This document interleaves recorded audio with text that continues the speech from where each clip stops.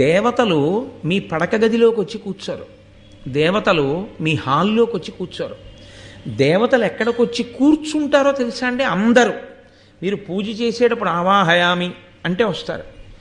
మీరు నైవేద్యం పెడితే కంటితో చూసి వెళ్ళిపోతారు. అంతే, దృష్టిపాతమే చేస్తారు, తినరు దేవతలు. ఇంటి నైవేద్యాన్ని, మీరు ఇంట్లో పెట్టే నైవేద్యం ఏదుందో దాన్ని దేవతలు తినడం అన్న విషయాన్ని వేదం అంగీకరించలేదు. అలా లేదు ప్రమాణం, అలా తినరు. దృష్టిపాతం చేస్తారు, కన్ను విప్పి చూస్తారు. అంతే, చూసినందుకు అది ప్రసాదం అవుతుంది. యజ్ఞం చేస్తే తింటారు. తినడం అన్న సమస్య వచ్చేటప్పటికీ వ్యక్తి రావాలి కదండి. నేను మీ ఇంటికి దేవతార్చనకు వచ్చాను అనుకోండి, భోజనం అన్న మాట వాడకూడదు, దేవతార్చన అంటారు. దేవతార్చనకి నేను మీ ఇంటికి వచ్చాను అనుకోండి, వస్తానండి ఇవాళ నేను మీ ఇంటికి దేవతార్చనకి అన్నాను. నేను మీ ఇంటికి వస్తానండి అంటే నేను భోజనం చేయడం ఎలా కుదురుతుంది? నేను వస్తేనే కుదురుతుంది.